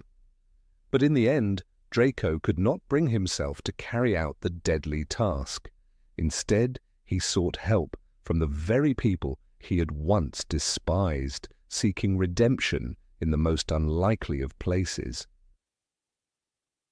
It was Harry Potter, the very person Draco had been tasked to kill, who ultimately saved him. In that moment, Harry offered Draco the one thing that had eluded him for so long, a chance to make a choice that would define his future. Draco's decision not to kill Dumbledore marked the beginning of his redemption. He had broken free from the curse that had haunted his family for generations. It was a small victory, but it was one that would change the course of his life. The Malfoy curse, while it had claimed so much of their family's past, had finally been broken by Draco. His decision was not just a victory for him, but for the entire Malfoy line. It was a reminder that even the darkest curses can be overcome, and that redemption is possible, even for those who are bound by the weight of their family's history. Draco's journey did not end with his defiance of the curse. Over time, he found peace in a world that no longer demanded loyalty to dark forces. His relationship with Harry Potter, once filled with animosity and distrust, evolved into one of mutual respect. The two young men, bound by their shared history, would go on to rebuild their lives, no longer shackled by the past. And as for the Malfoy family, they were no longer the cursed line they had once been. The name Malfoy would forever be associated with both darkness and redemption, but it would be Draco, the last true heir, who would determine its future. In the end, the Malfoy curse had not been a force that could be avoided, but one that could be faced and defeated. The legacy of the Malfoy family was no longer one of doom and darkness, but of hope and transformation. Through Draco's choices, the family had been freed from the shackles of their past, and the curse, which had once seemed so inevitable, was finally broken. Number 23. The Secret of the Rabbit Hole. In the labyrinthine corridors of Hogwarts School of Witchcraft and Wizardry, hidden from the prying eyes of most, lies an enigmatic mystery, one that few have uncovered and even fewer have survived to speak of. It is called the Rabbit Hole, a secret passage mentioned only in whispered tones within ancient magical texts and known only to a handful of the most trusted wizards. Its existence is hinted at in the dusty pages of old spellbooks, long-forgotten tomes buried deep within the restricted section of the Hogwarts Library. While the name Rabbit Hole may evoke images of simple rabbit burrows, its true meaning is far more sinister and powerful than one might imagine. The legend of the rabbit hole is not widely known among Hogwarts students, not even to those familiar with the castle's most well-guarded secrets. But those who do speak of it tell of an unmarked door within the heart of the school, hidden in plain sight yet impossible to find unless one knows exactly where to look. The door, which is said to appear only to those with the purest intentions or the deepest desire for knowledge, leads to a chamber that has been untouched by time. This room is unlike any other in the magical world. It is a place where the oldest and most dangerous spells are kept, and where magical artifacts of immense power are hidden away from those who might misuse them. The rabbit hole is often described as a place that bends the very nature of reality. It is said to exist outside the constraints of ordinary time and space, shifting its location within Hogwarts walls in such a way that no two visits to the chamber are ever the same. For those who seek it, it is not enough to simply wander the halls of Hogwarts in search of a hidden door. One must possess a deeper understanding of the castle itself, as well as the ability to see beyond the surface of things. Some believe that the passage to the rabbit hole is connected to the very essence of the castle's magical foundation, a powerful enchantment that ties the room to the castle's deep, ancient history. There are only a few known individuals who have ever set foot in the rabbit hole. They are the most accomplished and trusted of wizards, those who have unlocked the most difficult of magical mysteries and faced the darkest of magical dangers. But even among these select few, no one has ever been able to explain what exactly lies within the rabbit hole. Some claim that the room is filled with enchanted objects of immense power, each one capable of changing the course of history if wielded by the wrong hands. Others believe it contains forbidden spells, ancient incantations that have been hidden away for centuries, locked away to prevent the misuse of magic that could destroy the world itself. One of the most famous figures associated with the rabbit hole is Remus Lupin, a former professor of defense against the dark arts at Hogwarts, and one of the few individuals believed to have come into contact with the secret passage. Lupin, who had spent much of his life studying the magical forces that shape the world, was well aware of the rabbit hole's existence, but he never spoke of it openly. When Harry Potter, still a young and curious student, asked him about the secret passage, Lupin's response was both cryptic and foreboding. "You will not understand what it is until you find it," Lupin told Harry, his eyes darkening with the weight of the words. "But be warned, those who find the rabbit hole do not always return the same." It is from this conversation that the legend of the rabbit hole truly begins to take shape. For many, Lupin's words were a warning, a subtle reminder of the dangers that lay in pursuing such forbidden knowledge. The fact that Lupin, a man who had encountered some of the darkest magic known to wizardkind, would speak of the rabbit hole in such cautious terms only added to the mystery and allure of the place. What was it about the rabbit hole that made even the most powerful of wizards wary? What secrets did it hold that could so profoundly change those who ventured inside? As Harry pondered the meaning of Lupin's words, he could not help but feel drawn to the mystery. It was clear that the rabbit hole was no ordinary hidden chamber. It was a place of immense significance, and to uncover its secrets would require more than just skill or luck.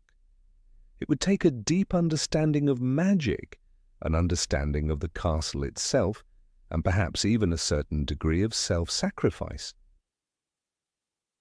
Over time, rumors of the rabbit hole's power spread among the wizarding world, though few knew the full extent of its capabilities.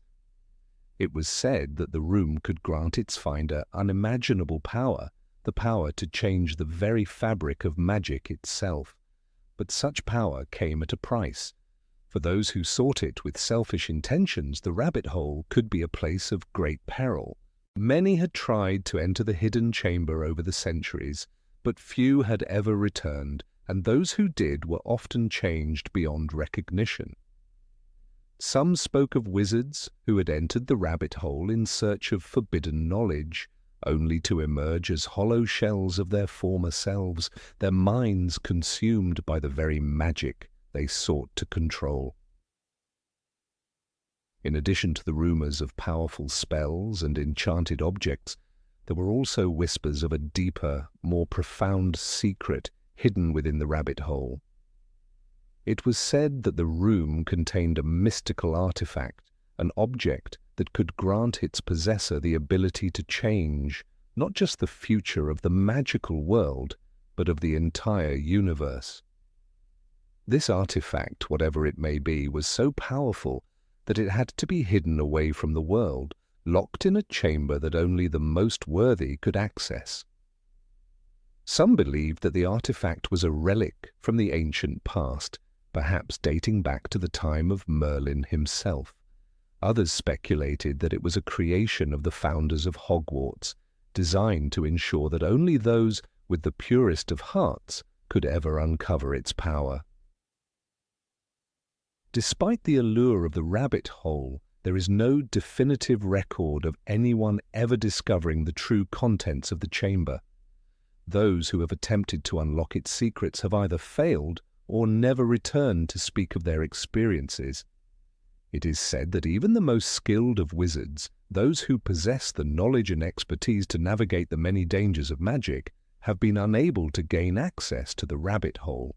It is as if the room itself is watching, waiting for someone worthy enough to uncover its mysteries. One thing is certain: those who seek the rabbit hole must be prepared to face not only the challenges of the magical world, but also the darkness within themselves. The journey to uncover its secrets is not one that can be undertaken lightly.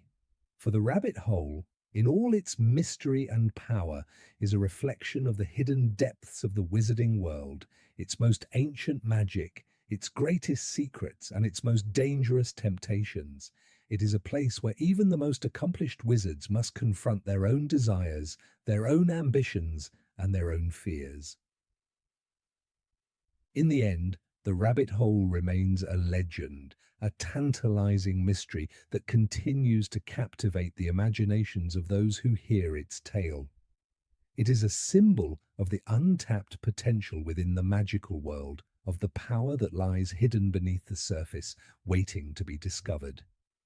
Whether the rabbit hole will ever be fully revealed remains to be seen, but for now, it stands as one of the most enduring enigmas of the wizarding world, a place where only the bravest and most determined may dare to venture.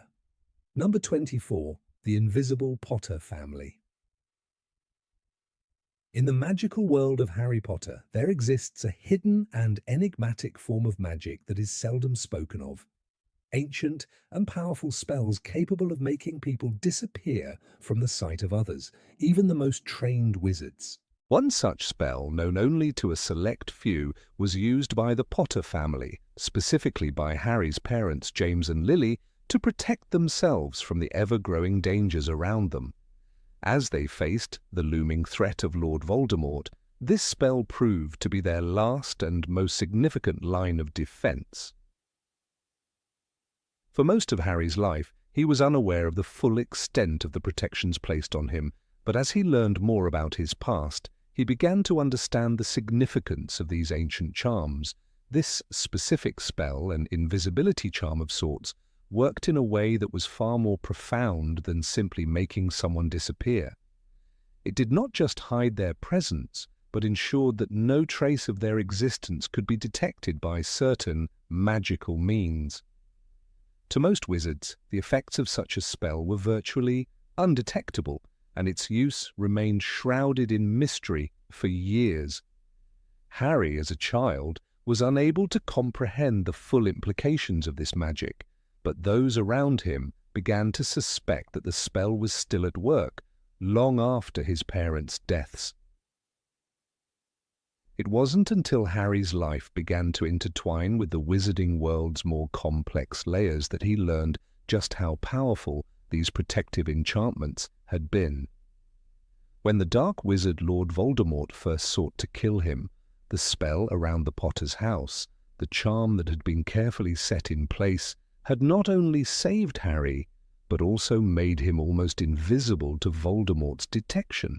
The killing curse that Voldemort cast upon Harry, intended to end the Potter bloodline, instead rebounded upon him, leaving a scar on Harry's forehead as a permanent reminder of the ancient power that had protected him. This was not a simple twist of fate, nor was it merely an act of destiny. The protection was a conscious and magical decision made long before Harry's birth. The charm was not just about hiding Harry physically, it also concealed his magical signature. This invisible protection had remained strong long after his parents' deaths, and it affected how other wizards could sense him. The spell was a direct result of the sacrifices made by Lily and James Potter. As Harry was marked as Voldemort's equal, the spell worked to shield him from being tracked by other wizards or magical beings. Though Harry was unaware, it was a defense against all forms of magic, a safeguard not just from physical harm, but from magical discovery. Even as he grew older, it remained a powerful protection, allowing him to navigate the perilous world without ever truly being seen by those who might have wished to harm him. The use of such a charm in the Potter family's case was not widely known. In fact, many believed the spell had been lost over time, forgotten in the annals of magical history. It was only through Harry's discovery of his parents' past and his gradual understanding of the complexities of magic that the truth began to surface. Hagrid, who had known the Potters well, remarked on the mystery surrounding their protections, hinting that there was much more to the story than most could understand. In fact, there was a time when Hagrid and Remus Lupin, two of Harry's most trusted mentors, even admitted that they couldn't fully explain the nature of the enchantments guarding the Potter household. The protective spell was not just a relic of the past, it was a living force that continued to influence the world around Harry. One of the most fascinating aspects of the magic was how it lingered after the events of that fateful night when Voldemort tried to kill Harry. In the years that followed, Harry's own magical presence seemed to be veiled, imperceptible to many, especially those who were trying to track him down. While this invisibility was not a traditional invisibility cloak or charm that concealed a person's body, it was an intrinsic part of Harry's being. It made him, in some ways, less accessible to certain magical forces. The first clues that Harry was subject to this hidden form of magic came when he learned about his parents' mysterious deaths. The fact that Voldemort's curse failed to kill him was no coincidence. It was the direct result of his mother's self-sacrifice, which had created a protective shield that could not be easily broken. This sacrificial magic worked in harmony with the invisibility charm, further complicating the nature of Harry's safety. The combination of both powerful forms of magic rendered Harry almost undetectable, allowing him to survive the many dangerous encounters that followed. But it was not just Voldemort's curse that had been thwarted by this ancient magic. Even the magical authorities, such as the Ministry of Magic, were unaware of the full extent of the protection. Harry was kept safe not just by his mother's love, but by the spell that had hidden him from the eyes of most wizards, including those who might have sought to exploit his unique position. Harry's survival, despite his extraordinary circumstances, seemed to be influenced by forces beyond his control. The enchantment also extended to the people closest to him. It was not just Harry who was hidden from sight. His parents' magic seemed to extend outward, ensuring that their legacy was preserved in secret. The Potter family had a reputation for being gifted with powerful magic, and their ability to protect themselves through ancient and mysterious means spoke volumes about their strength. Even after the Potters' deaths, their magical traces remained, helping to preserve their memory and protect Harry. It was as if their love, their determination, and their bravery had woven an invisible shield around their son, shielding him from the darkness that loomed over the wizarding world. This sense of invisibility was not limited to the physical realm. It also affected how Harry interacted with the world around him. While he was not entirely invisible, certain magical individuals seemed unable to detect him, especially in moments of danger. This veil of protection became more pronounced as Harry's magical abilities grew, allowing him to hide in plain sight even when he was pursued by those who wanted to harm him. Harry's invisibility was not simply an external force. It was an intrinsic part of his identity, a part of the magic that had been woven into his very soul since his birth. The deeper Harry delved into the mystery of his parents' death and the magic that had protected him, the more he realized how much of his life had been shaped by these unseen forces. The protective charm, though activated long before his birth, had continued to shape his journey. It had guided him, hidden him, and kept him safe when all seemed lost. It was a reminder that the most powerful magic was not always the most visible. Sometimes the greatest protections were those that could not be seen at all. Even in moments of deep sorrow or uncertainty, when Harry felt as though he were truly alone, the invisible magic surrounding him offered a sense of comfort. It was a testament to his parents' enduring love and their commitment to ensuring that he would survive, even in the darkest of times. This hidden power, this invisibility, was not just about physical safety. It was about ensuring that Harry's path was his own, untouched by the forces that sought to control him. It was a powerful, ancient form of magic that would stay with him for the rest of his life, allowing him to move forward into the unknown with a sense of protection that could not be explained, but only felt. Number 25. The Lost History of the Patil Sisters. The Patil sisters, Parvati and Padma, were well-known figures at Hogwarts School of Witchcraft and Wizardry, famous for their distinct personalities and their prominent roles in the student body. Parvati, with her exuberant charm, and Padma, with her quiet intelligence, had long been admired by their fellow students. While their lives at Hogwarts were filled with the typical trials and triumphs of teenage witches, friendships, classes, and the ever-present shadow of dark forces, few knew of the deeper, more mysterious history that lay hidden within their family.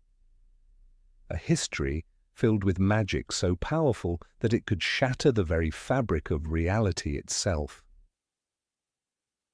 The Patil family, as it turned out, was no ordinary wizarding family. They hailed from one of the oldest magical bloodlines with roots extending back to a time before the establishment of Hogwarts itself.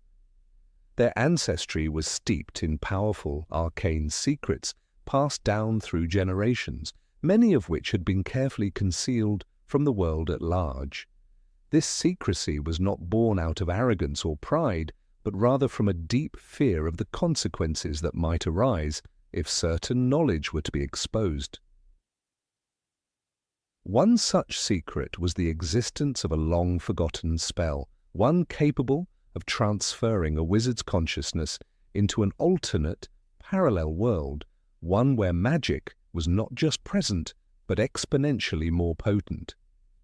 This spell was known as the Transitus Mentis, a forgotten incantation whispered about only in the darkest corners of the wizarding world. It was said that those who used the spell would not only travel to a world of enhanced magic, but also risk their very minds being overwhelmed by the overwhelming forces that resided there. The Transitus Mentis had never been used by any of the Patils, nor had it been used by any wizarding family in centuries. It was a forbidden art, one that had been relegated to the annals of magical history as nothing more than a cautionary tale. The consequences of its use were so catastrophic that even the most powerful witches and wizards in the Patil family had chosen to let it remain dormant, hidden in their ancestral vaults. The risks were simply too great, for the spell's effects could not only cause the loss of the user's identity but could also have profound and potentially disastrous consequences on the fabric of time and space itself. It was not a spell that was ever openly discussed in the Patil household. Parvati and Padma had been raised in the shadow of this secret, with their parents choosing to keep them oblivious to the dark heritage that lay buried in their family's past. But there were signs, hints of the ancient power that ran through their blood. Both sisters had always exhibited a remarkable affinity for magic, excelling in spells that others struggled with. They were known to perform complex charms with ease, their magic always precise and potent. Parvati's abilities in divination were particularly striking, often providing glimpses into possible futures that even the most experienced seers found unsettling. Yet, despite their extraordinary magical talents, neither sister had ever questioned the source of their abilities. They knew only that they were different from many of their peers, more attuned to the magical currents that flowed through the world around them. It was a difference that had always been a source of pride for them, but also a quiet source of unease. It was as though they were unaware of the true depth of their magical heritage, unaware of the dangerous legacy that ran through their veins. It was only when Harry Potter, who had grown close to the sisters during their time at Hogwarts, unwittingly stumbled upon a fragment of this dark history that the truth began to surface.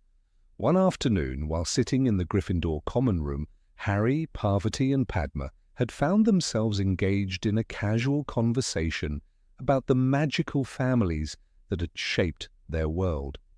As the topic turned to the various magical traditions and ancient bloodlines, Harry casually asked Parvati about her family's history.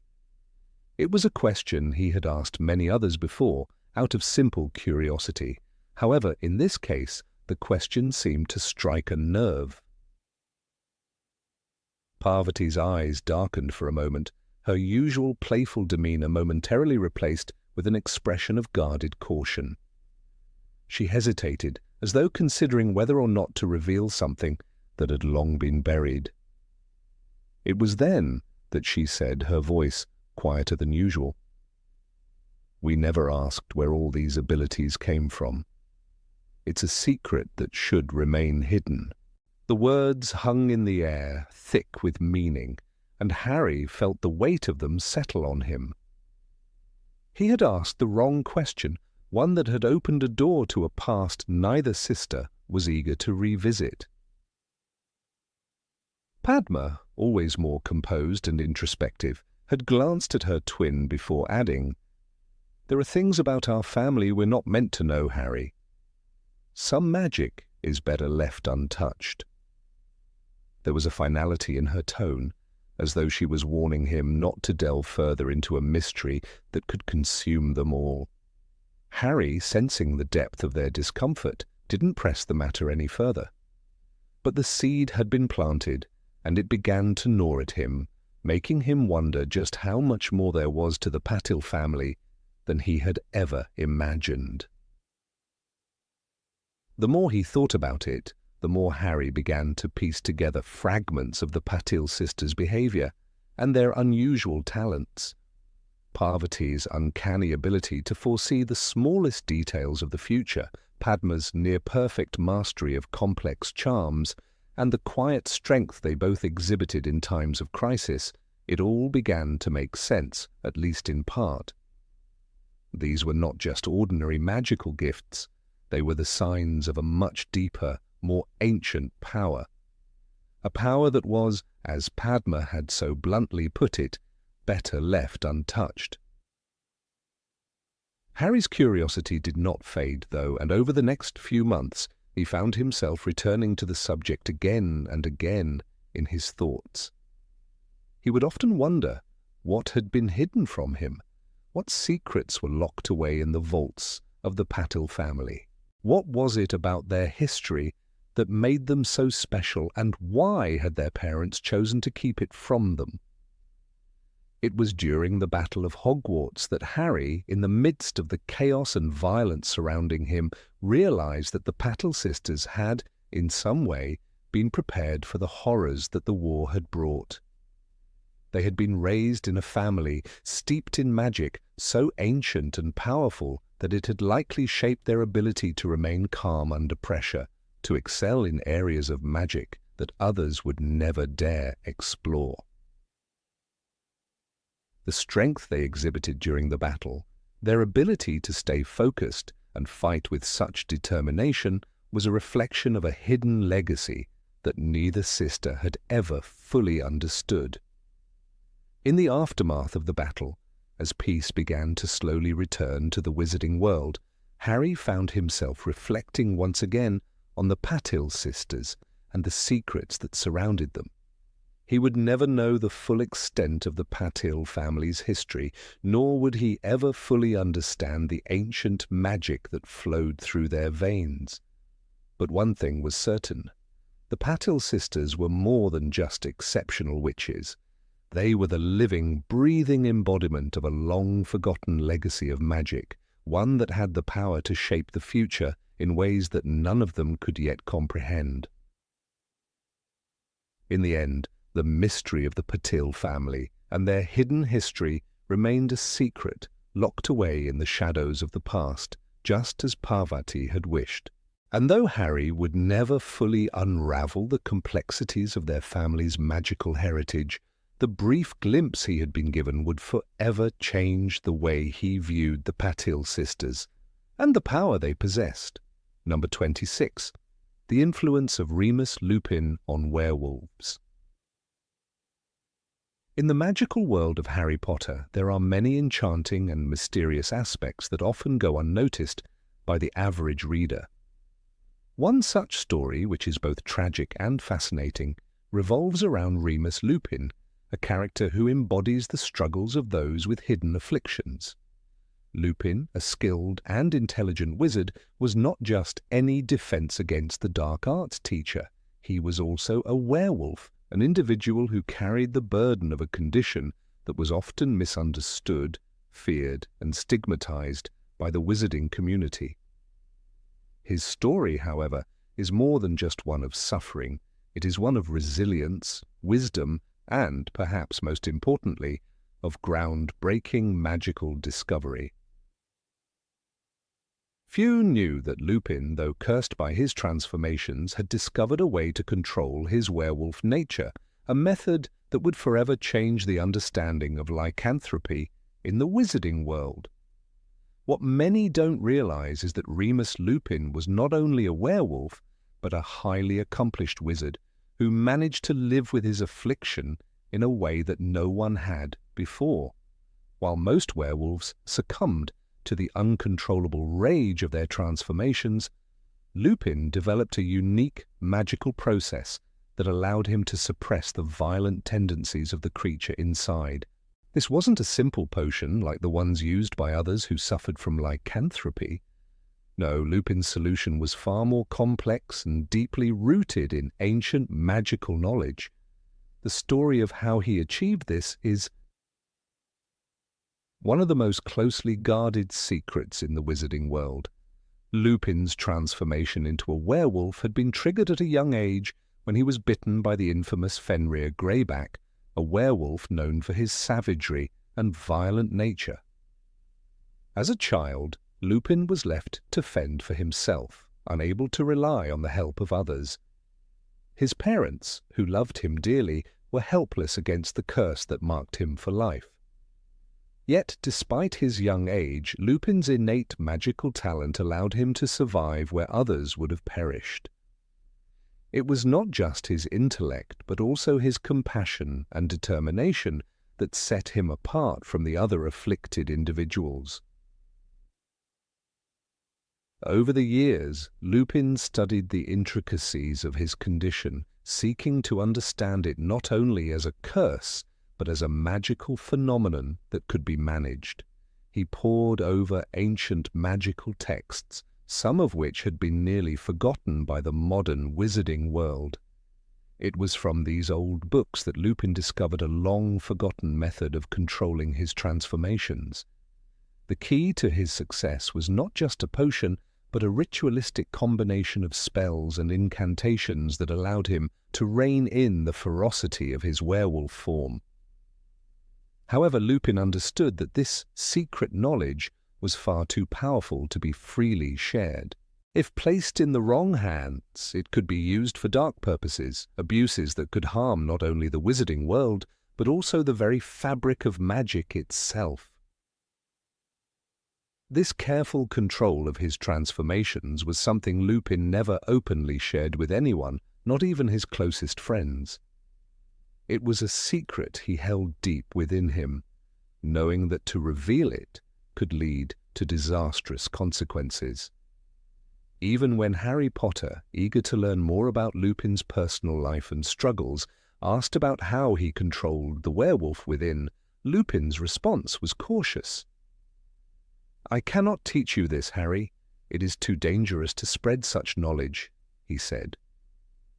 His words were not merely those of a cautious teacher, but of someone who had seen firsthand the consequences of magic used irresponsibly. Lupin's fear wasn't just for his own safety, it was for the safety of others.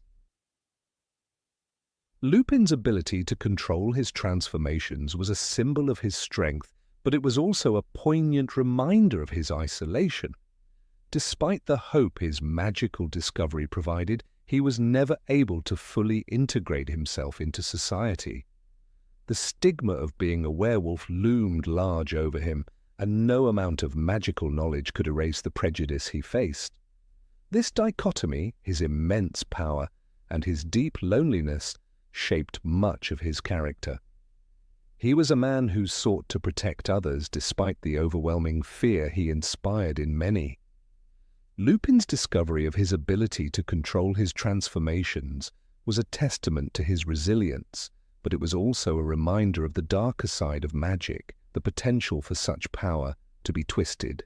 When Lupin became the Defense Against the Dark Arts teacher at Hogwarts, he became an inspiration to his students, particularly to Harry. Lupin's approach to teaching was unlike any other teacher they had encountered. He focused not just on theory but on practical experience, showing his students the real dangers of the magical world. He understood that magic could be used for both good and evil, and he sought to impart this knowledge to his students.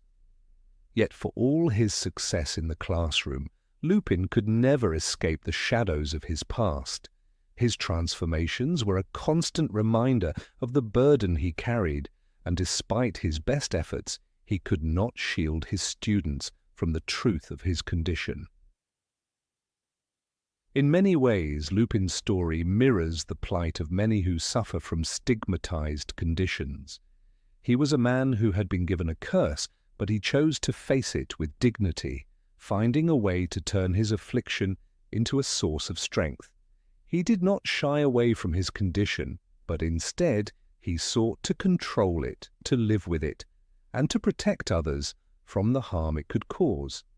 This quiet bravery was what made him one of the most beloved characters in the Harry Potter series, as well as one of the most tragic. His legacy is one of strength, resilience, and a deep understanding of the power of knowledge.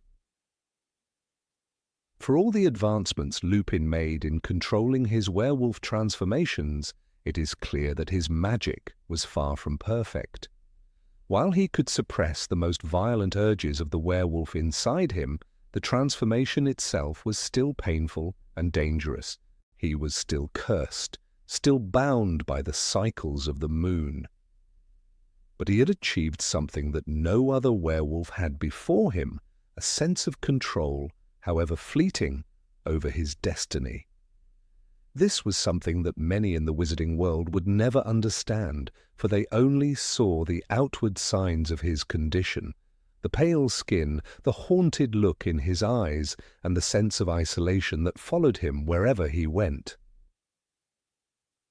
Lupin's fear of his magical secret getting into the wrong hands was not without reason. Had he shared his methods with others, the knowledge could have been used for far darker purposes. The potential for such magic to be exploited was immense, and Lupin understood that better than anyone. He had seen the way the wizarding world feared and demonized creatures like himself.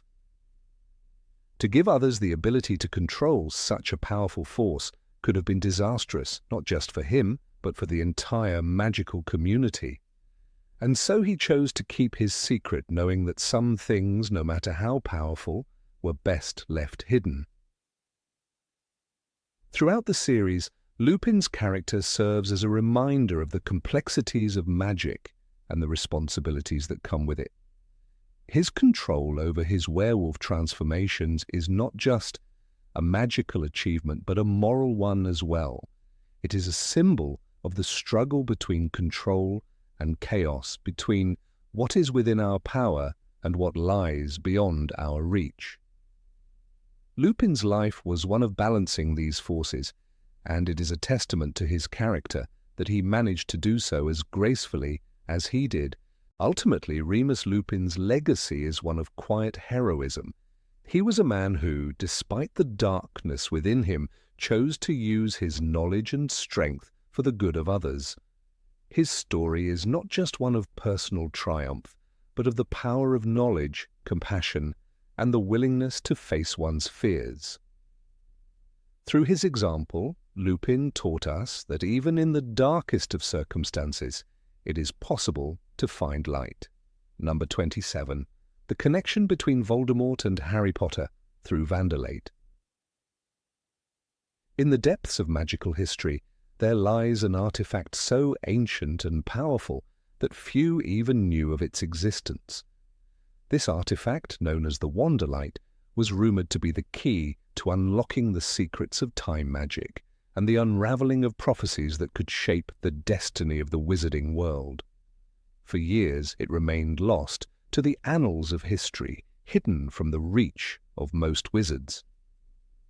Little did the world know, however, that this elusive object would play a pivotal role in the lives of two of the most significant figures in the wizarding world, Harry Potter and Lord Voldemort. Their connection was not only one of opposition, but of an unknowable magical bond forged by this ancient object, a bond that neither of them fully understood, and one that would determine the fate of the entire magical realm. When Voldemort sought power, he did not merely rely on conventional magic. His thirst for domination led him to search for artifacts with immense magical potency, hoping they could fuel his dark ambitions. The Wanderlight was one such relic, he discovered, though it came with a terrible price.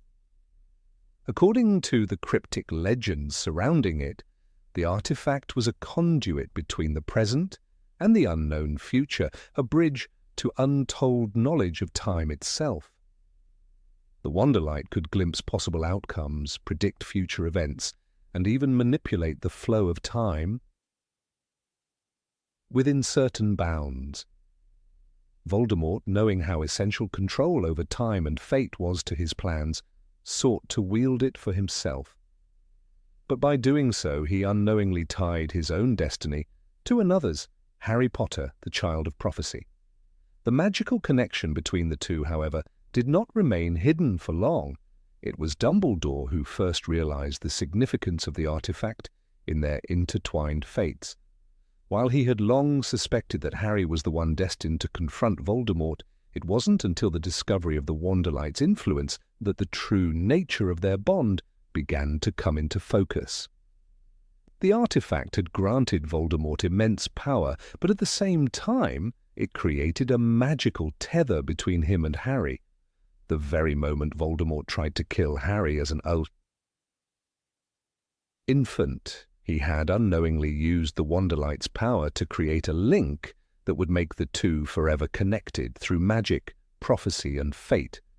When Voldemort's curse backfired, leaving Harry with the lightning bolt scar. The bond between them was solidified. Harry, whose very existence had been tied to the curse, was not only marked as Voldemort's equal in terms of magical power, but was bound by the ancient magic of the Wanderlight. In the years that followed, this connection manifested in unexpected ways. Harry could feel Voldemort's presence in moments of intense danger, and Voldemort, in turn, would feel Harry's emotions, especially when Harry's life was at risk. But it was far more than just a magical link. It was the very foundation of their conflict, the cause of their eventual meeting, and the ultimate source of Harry's power to defeat him. Through their magical connection, Harry was able to access glimpses of Voldemort's plans, seeing the Dark Wizard's actions in a way no one else could. This connection, at times painful and overwhelming, was Harry's greatest gift and his heaviest burden.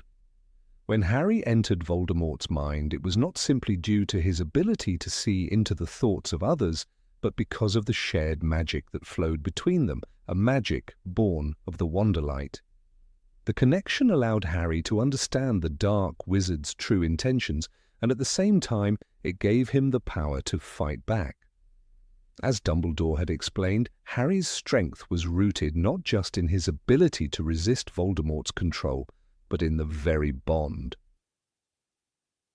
that Voldemort had helped create. In one of the final confrontations, Harry's ability to destroy the Wanderlight became clear.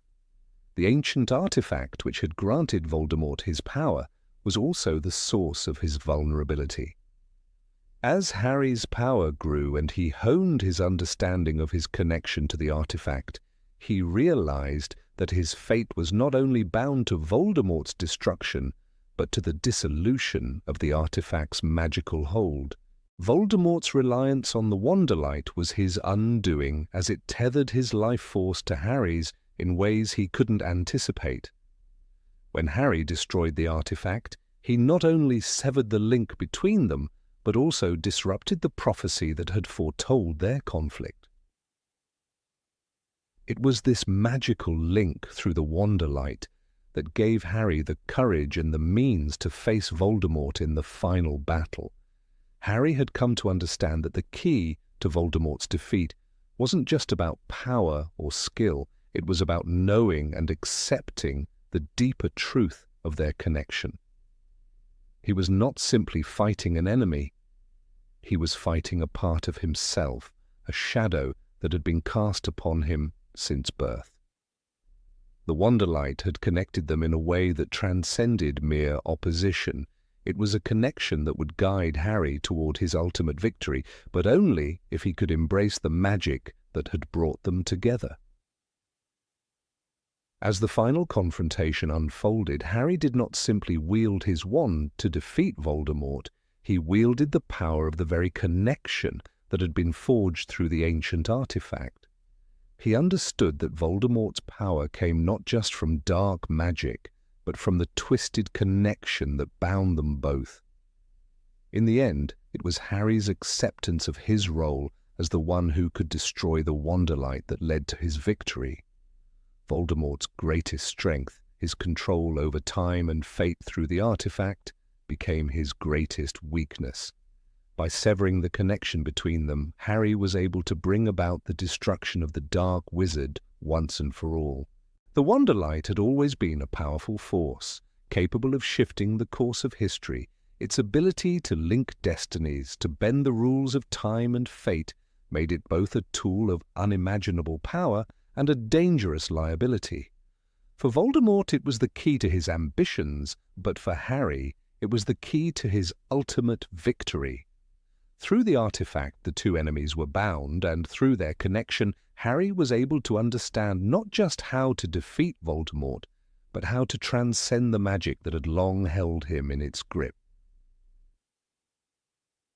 In the end, the story of the Wanderlight is not just the story of an ancient artifact, but the story of how destiny can be shaped by those who understand the magic that binds us all. It is a reminder that power is not always about strength or skill, but about knowing one's connection to the world around them and knowing when to let go. Harry's victory was not just about vanquishing Voldemort, it was about understanding the deeper magic that had brought them together and using that knowledge to change the course of history. The Wanderlight, once a tool of darkness, had become the key to a brighter future.